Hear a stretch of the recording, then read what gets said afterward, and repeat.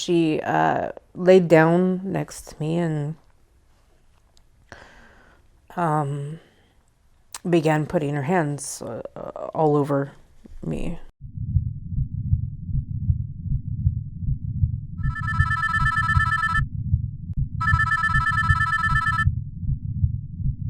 And I was just wondering if the people at the academy there or at the parish were aware of what took place with you and Julia Rose? I have no idea. You have no idea? I have no idea what you're talking about. I have the settlement. Sex abuse by nuns. Shocking. It's something Church Militant has never reported on until now.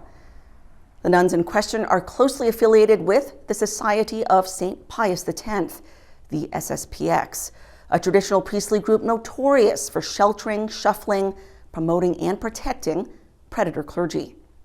In my hands, I hold the settlement agreement and the $83,000 check written to Julia Rose, a young female victim of these nuns. This is Julia's story.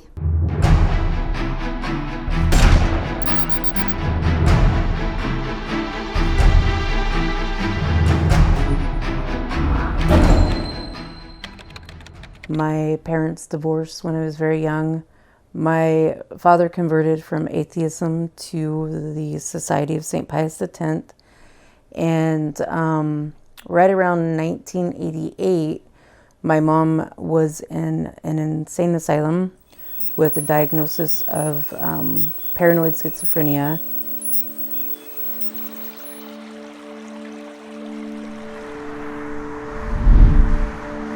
Julia Rose was just a child when her father moved their family to Post Falls, Idaho, to join an SSPX community. Around 1991, traditionalist nuns in France planned to start up a new academy in Post Falls. They work very closely with the SSPX at all of their schools in France, at least from when I was there, and then Post Falls. They're known as the Sisters of the Holy Name of Jesus of Fanjeau, founded in 1800 in Toulouse, France. In 1885, they became formally affiliated with the Dominican Order. Fast forward to 1975, during the liturgical turmoil following Vatican II. Some of the sisters broke off from the congregation to form their own community in Fanjeau, in southern France. Et donc en 1975, Mère Anne-Marie Simoulin est partie de la congrégation pour pouvoir conserver la transmission de la foi catholique aux enfants et la messe. Ça a été la bataille, encore une fois, la bataille de la messe. Donc elles sont parties à Fanjeau, qui est le lieu où Saint-Dominique a été pendant 10 ans. Il s'est installé donc dans le village même de Fanjeau. Là aussi, c'était providentiel. They came to associate with Archbishop Marcel Lefebvre and the priestly group he founded, the SSPX, a close association that continues to this day. These Dominicans are not technically religious. As their website states, the sisters belong to the Third Order of St. Dominic. In other words, they're laity, except they live in community and wear habits. According to their self-description, school life will be characterized above all by an atmosphere of honesty in every sense of the word, of trust and openness, of enthusiasm and joy. A little girl today, a valiant woman tomorrow. They have schools in France, Germany, and Switzerland. Their first school in the U.S. was in Post Falls and is called St. Dominic. Here in the U.S., they call themselves the Teaching Sisters of St. Dominic.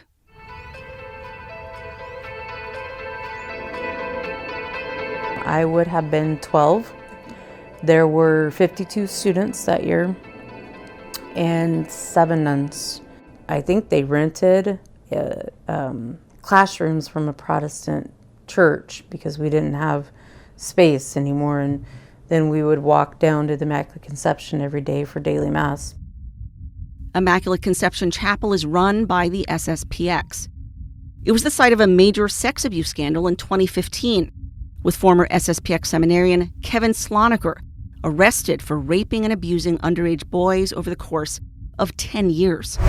Little emotion moved across 30-year-old Kevin Sloniker's face as he entered a courtroom in Kootenai County this afternoon. He's charged with abusing young boys in both Idaho and Washington over the last decade. Court documents reveal one of the victims claimed there were 60 separate incidents spanning over a 6-year period. Investigators say Sloniker was involved with youth camps here at Immaculate Conception Church in Post Falls. That's where they say he met several of his victims. Sloniker was once a seminarian at the SSPX's St. Thomas Aquinas Seminary in Winona, Minnesota, but was kicked out after he tried to circumcise himself. He was labeled mentally unstable. Instead of cutting ties, the SSPX let him continue to be involved in its Post Falls chapel, training altar boys at Immaculate Conception. That's where he found his victims. One was an 11-year-old boy, raped by Sloniker over the course of 6 years. While Sloniker was ultimately convicted for assaulting 2 boys, he confessed he had abused 9. In one case, he told a victim to strip naked as he whipped him. The victim reported the abuse to SSPX priest Father Patrick Crane, who dismissed it, failing to report it to police. Sloniker was convicted and sentenced to life in prison. I expected that church, my church, to protect me. That's what I was taught that the church was there for. Why do you think the priests did nothing?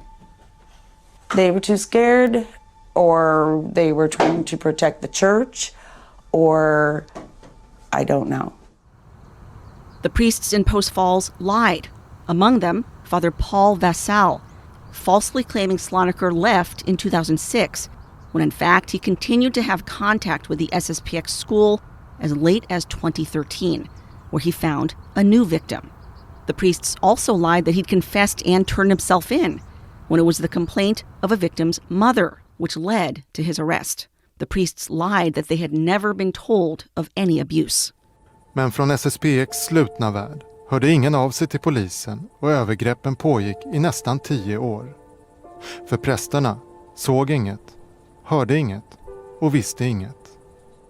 It says here, prior to Mr. Sloniker's confession to the police, the priests in Post Falls were never informed of any... That is an incorrect statement. That is an incorrect statement. How are you so sure? My dad went and spoke to them.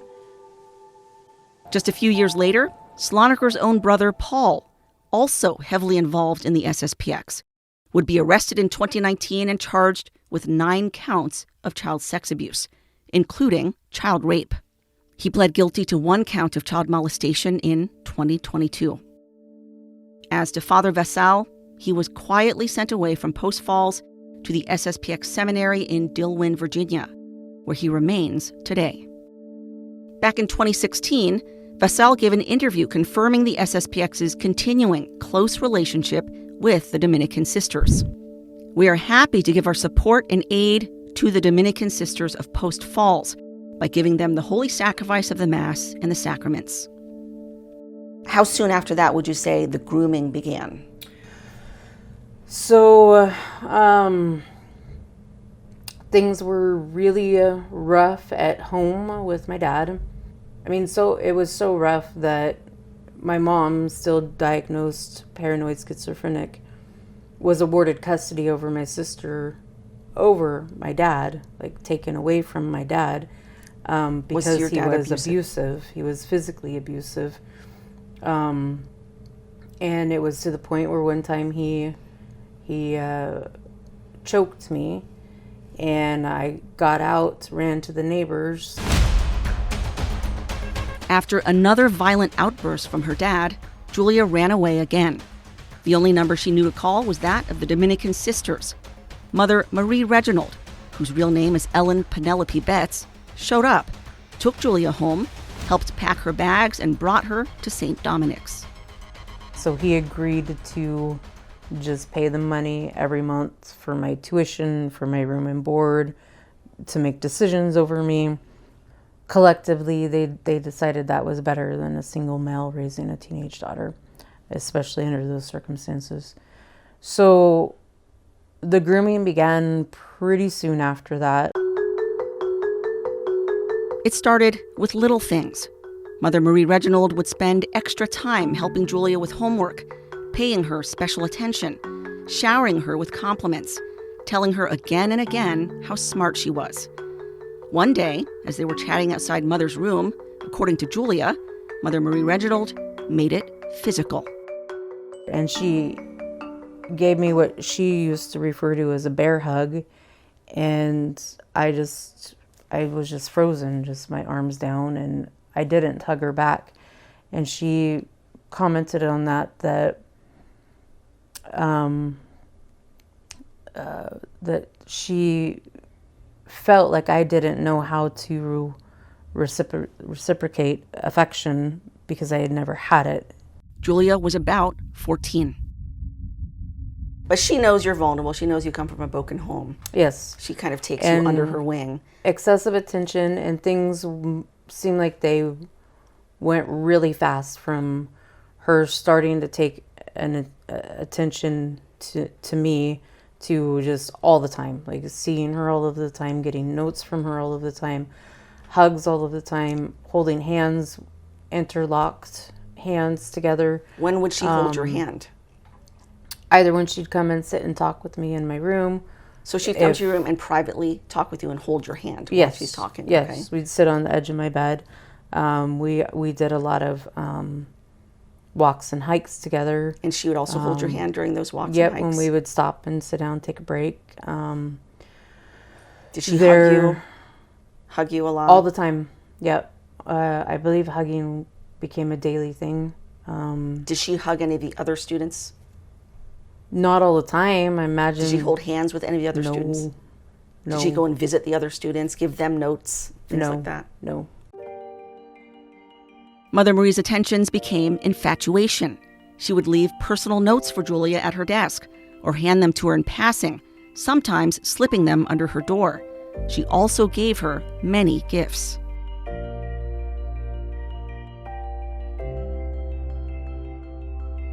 That's JR. So it's JR embroidered for me by Mother Marie Reginald.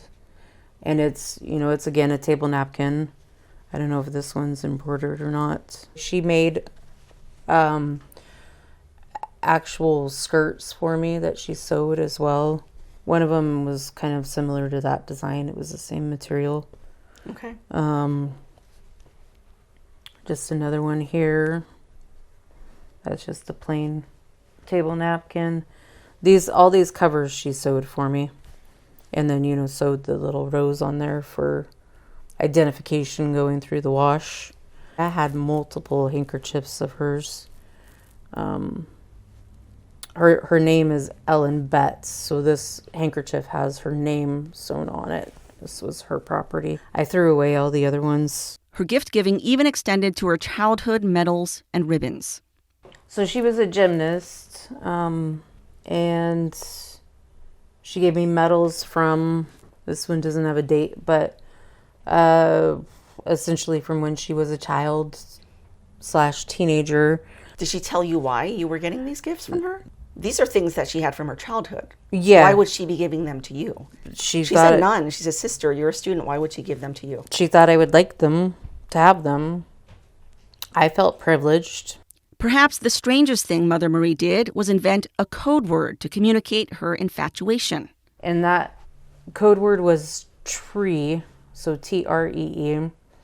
So she pulled you aside privately one day and said, told me that my code word to tell you that I love you is the word tree.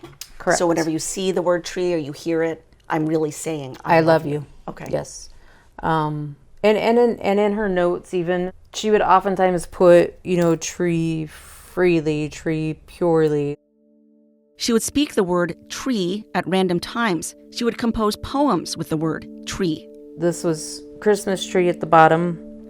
And it says, tree freely, tree purely, forever unto God, and the end without end, your mother. So that really means I love you freely, I love you purely. Yeah. Mother Marie even put the code in the school newsletter. But this one, she begins the note with, Dear Julia, you must find a Christmas tree in the next newsletter. The code was found in the first letter of each paragraph, which would spell out the word tree.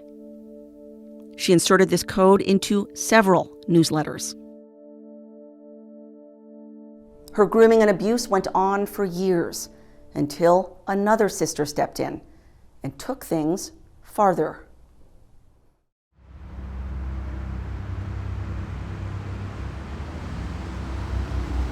It was 1997, Julia's junior year.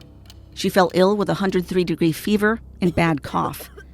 The nurse made a makeshift bed for her in the rec room where she could convalesce. One night, alone in that large room, she looked over at the door and saw someone approaching. I didn't know who it was until this person came up close to me and said, I brought you some extra pillows to prop yourself up if you need them. And that's...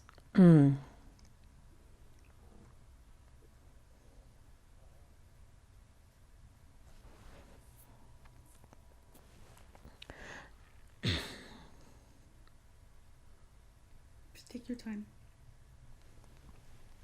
That's when I recognized that it was Mother Rose of Lima.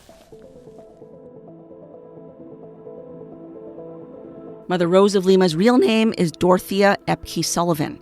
She spent 10 years with the Dominicans before getting ousted over sexual scandals. But while there, she was a popular and beloved sister who enjoyed socializing with parents and students. And she was not in her habit. She was in her nightgown with her bathrobe over it. And she laid down next to me and began putting her hands all over me. And I just laid there stiff as a board. The assault was detailed in a January 18, 2006 letter written by Julia, sent to St. Dominic School. During the next 45 minutes or so, she also laid down by me and proceeded to sexually molest me by touching, rubbing, and petting my breasts and pelvis area. Not only was I sick and without resistance ability, but I had never had any sexual contact with any person, and this event completely surprised me. I had no idea what was happening to me. I was tense, completely silent, and unable to react to this authority figure taking advantage of me. From that point on, Sister Rose of Lima became obsessed with me. Mother Rose of Lima was relentless. She would come to my room all the time. I would lock the door. She would knock and knock and knock till I'd open it. If I didn't open it, she'd go into the storage closet, which was right next to my room. Like Mother Marie Reginald, Sister Rose of Lima also developed a code word for I love you. So THREE. So Mother Mary Reginald's code word for you was tree, to say I love you. Mm-hmm. And then Sister Rose of Lima's code word to say I love you is three. Correct. Very coincidental. Correct. And so when I wouldn't unlock my door, she'd go to that storage closet and tap on the wall. 1, 2, 3. 1, 2, 3. Like to an insane amount of times. Sister Rose would use spiritual talk to convince her what they were doing was approved by God, claiming that the more you sin, the more Jesus loves you, because there's more room for his grace and forgiveness. She'd also repeat the phrase, exultet, oh, happy fault, a quote from St. Augustine indicating the fall of Adam and Eve and the blessings God brought about as a result of their sin. It's a phrase uttered during the Easter liturgies. It went on over a span of like 6 weeks, and it got really bad. Sister Rose of Lima continued to pursue me. begging me to come to her room in the middle of the night, resulting in subsequent events of more intense sexual activity with her. I felt extremely sinful, guilty, but on the other hand, this sister was my mentor, and I had always completely respected and obeyed her. The mixed feelings were excruciating. Sister Rose admitted to Julia she'd been watching her since she was 14. According to Julia, Sister Rose revealed to her a sex scandal she'd been involved in years before, back when she was a student at the SSPX Academy, St. Mary's in Kansas. St. Mary's is the largest SSPX community in the U.S., first establishing a chapel and a school there in 1978. St. Mary's consecrated its Immaculata Chapel in May 2023, the largest SSPX chapel in the world, a $42 million project that took years to complete. Former Superior General Bishop Bernard Fillet presided over the ceremony, where 120 SSPX clergy and brothers attended, along with 3,000 laypeople. But behind the pious facade lies a troubling history of abuse, the focus of our reporting in a 2020 spotlight. It was Angles who Michael Gonzalez identified as having sodomized him when he was 14 years old, confiding his terrible secret to his oldest sister. And then finally, he broke down one day and he just started crying and he told me who it was. And he had confided in me and told me it was Father Angles.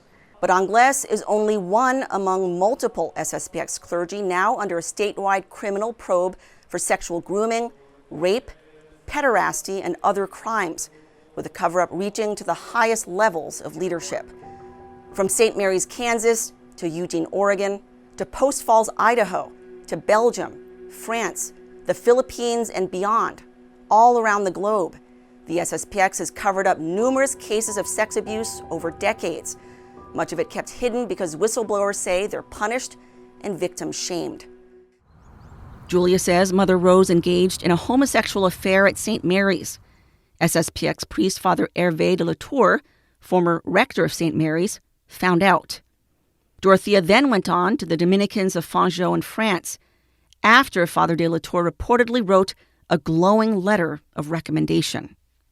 And he knew of it, and he actually wrote her a letter that helped convince the nuns to accept her into the convent. So he played a big role in following her around for many, many years, and trying to help keep things quiet. Father de la Tour is also implicated in covering up sex abuse at St. Mary's. As Church Militant reported in our spotlight, SSPX cover-up continues. Fellow French SSPX priest Father Pierre Duverger was accused by multiple young women of sexual grooming and assault, including a 12-year-old girl he was counseling in France. An emotionally and psychologically damaged girl who turned to her priest for help and who instead used her trauma for his own sexual gratification. Father Duverger focused on explicit and sexual details. Duverger was also in the habit of engaging in late-night FaceTime sessions with girls he was counseling, sometimes calling past midnight, sending numerous selfies, some of them shown here. He would ask the girls to call him Daddy, at times signing off by saying, "Daddy loves you." He would even ask them to appear in their underwear.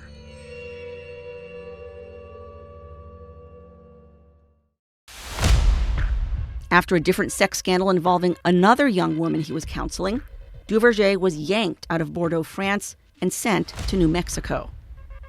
Bishop Fillet claimed it was for reasons of health.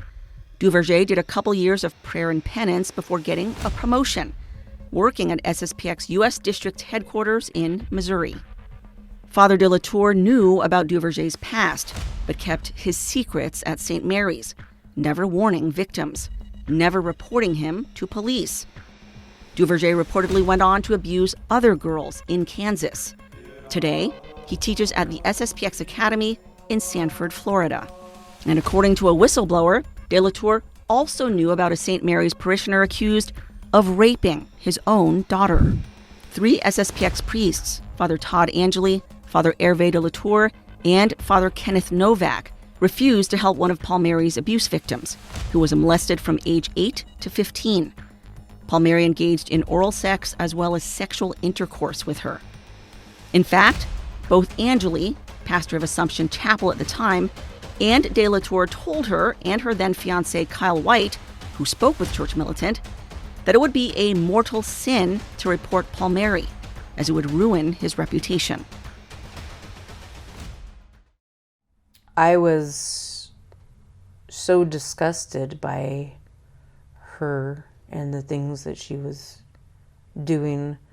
I was unable to eat. I was unable to sleep. I was unable to do my studies. I lost 35, 40 pounds in a really short amount of time. One day, when SSPX Bishop Richard Williamson came to visit the school, Julia worked up the courage to report her abuse. And he said, as soon as you leave here, I want you to go to Sister Rosalima's room, tell her you've told me, and that you're going to go talk to Mother Gabriel, who was Mother Prioress at the time. And so I did. So I just want to repeat that. You went to Bishop Williamson, who was at the time part of the SSPX. Later on, he obviously went and broke off and started the resistance. But you told him of your abuse, the sexual abuse happening. And the way he chose to handle it was, he told you, the victim, to confront your abuser, tell your abuser that you're going to blow the whistle. In her bedroom. Privately in her bedroom. Bishop Williamson never reported the assault allegations to police, leaving the burden on the young victim to handle it herself. As to be expected, the confrontation did not go well, with Sister Rose of Lima running to the prioress, Mother Gabriel's room, and blaming Julia for everything. For her part, Julia told Mother Gabriel the truth about the abuse. Julia reports that the prioress chose to handle it by kicking Julia out of school, while allowing Sister Rose to stay. Where is your docility? Where is your obedience? Mother Gabriel asked Julia in a 1997 letter. Unless you become truly docile and obedient, not only this problem won't be resolved for the best, but you do endanger your whole life. She went on to note, the key for peace and salvation, thorough submission, without questioning. Until you come to this very submission, it is better for you not to come back. Aside from the inappropriate relations with Sister Rose, she also acknowledged the, quote, many signs, many hints, that the situation created between Sister Marie Reginald and you had more harmful consequences than we were ready to imagine and believe. But it is real. From Julia's 2006 letter. Rather than receiving counseling, sympathy, and/or apologies, I was made to feel as though it were my fault. Mother Gabriel ordered that I go away to Texas to live with a specific family, which I refused to do. I left Post Falls for a time, but could not come to a resolution of my situation. Over the next few years, I tried to tell other priests and nuns, but I was treated as some sort of pariah, told to forget, to move on with my life, etc. Sister Rose of Lima was sent back to the Dominicans in France. Fast forward 9 years to 2006. Mother Gabriel was forced to apologize for the way she mishandled the incident.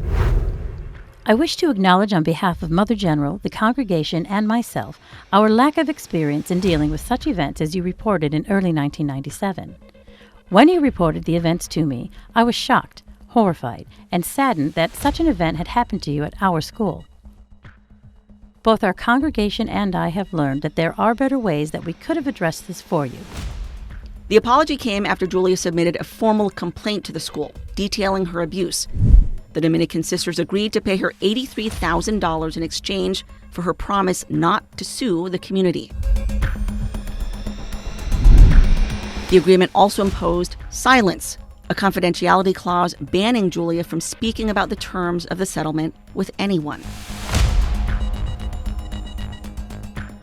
After 17 years of silence, Julia has finally chosen to speak, knowing that silence only benefits the perpetrators, not the victims. I do know that when Mother Rosalima was sent back to France for her back, she immediately engaged in sexual activities with this nun in the novitiate who had been her former student prior to her ending up in the States. So what did they do with her then? They told her she had 24 hours to leave the convent. The Dominican sisters kicked her out once and for all. They set her up with a place to live in Veneta, Oregon, a job to teach at the Society School in Veneta, Oregon, and $1,000 a month for a year to say thank you for your service in our convent. So even after knowing about her sexual abuse of you, and then engaging in sexual relations with one of the novices in France, they still put her in a post in a school with access to children and paid her. Yes. Losing her religious name, Sister Rose of Lima went back to being Dorothea Epke, reinventing herself and going on to get married to John Sullivan, with whom she's had 6 children. While she's no longer teaching, she remains heavily involved in the school. We tracked Dorothea down and spoke with her. And I was just wondering if the people at the academy there or at the parish were aware of what took place with you and Julia Rose. May I ask who's calling? This is Christine Niles from St. Michael's Media, Church Militant. I have no idea. You have no idea? I have no idea what you're talking about. I have the settlement. Dorothea followed up with a text message. I do not teach at any school. I do not wish to discuss with you anything about the Dominicans. This reporter followed up with a series of texts. Do you have any message for your victim? Any message of apology or contrition? Do you have any idea how the abuse she suffered at your hands affected the rest of her life? No response. Incidentally, Veneta happens to be the site of another SSPX sex abuse scandal involving local millionaire and benefactor James Zimmerman, who did 4 years behind bars for sexually assaulting 2 underage girls. The SSPX community blamed the victims while rallying around the abuser. The abuse he committed was outlined in a 14-count indictment. It showed the abuse of the minor girls occurred at the SSPX-run St. Thomas Becket Academy and occurred not just on school property, but also during school hours. Zimmerman even placing a sleeping bag in a room next to the church bell tower, where he would assault one of the girls. Zimmerman had free reign at the school and church, unquestioned access, owing to his $700,000 donation and close association with various SSPX priests he would take on frequent trips to his vacation home in Alaska. Meanwhile, Mother Marie Reginald, also known as Ellen Penelope Betts, is now head of Sacred Heart Academy in Walton, Kentucky, with full access to children. Yes, hi. I'm trying to get in touch with Mother Marie Reginald. Yes. My name is Christine Niles. Good. May I take a little bit of a message just to raise up she might not be available to you. Well, I'm calling about a former student of hers. Okay, very good. Okay. She kept us on hold for a full 3 minutes. May I ask where you're calling from? Yes, I'm calling from Church Militant. I'm a reporter. I have a question for her about a former student of hers. Good. May I ask what the name of this former student is? It's private. I need to speak with her about it. Okay, very good. And may I ask a little bit more about Church Militant? I'm a reporter for Church Militant. We're a Catholic media organization. May I also take a phone number? Sure. I am on deadline, so I would need her to get back to me as soon as possible. Good. And I want to give her a chance to respond. After leaving us on hold for another full minute, the receptionist returned to tell us Mother Marie Reginald declined to speak with us. When we asked for an email address to email questions, The receptionist said no. Her utter refusal, I'm just letting you know, looks like perpetuation of the cover-up and lack of transparency. So I'm very sorry that it's that way. you don't even have an email address that you can give me just to email the question to her. I'm so sorry. Is there a reason you don't want to let me email you?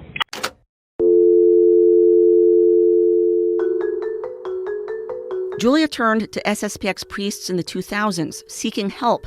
Among them, Father Patrick Crane, the same one who failed to report Slonaker's abuse. According to Julia, Crane visited her one night when she was drinking and suicidal. She told him all about her abuse, weeping and hoping he would help. Nothing was ever done. He referred her to Father Patrick Summers, to whom she also confided her abuse. Again, nothing was done. While I still hold my faith in God, my confidence and trust in the Dominicans and priests of the SSPX, organizations I once held in the highest regard and esteem, have been completely destroyed. My abilities to develop trusting and loving relationships with others and to lead a normal, productive life have been devastated. I've been on a path of healing for a long time, and I know that unfortunately these things are in a lot of places and they happen. They should never happen, but they do, and they probably always will. However, had the adults and the authority handled it in a proper way, my life would be so much different. It's so much less suffering and pain, and so many fewer patterns and cycles of me returning to abusive situations.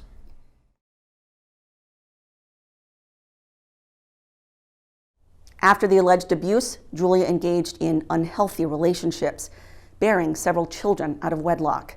She's currently undergoing therapy to help heal her past trauma, and she's taking small steps to return to the practice of the faith. She's devoted to raising her children with the love that she never had.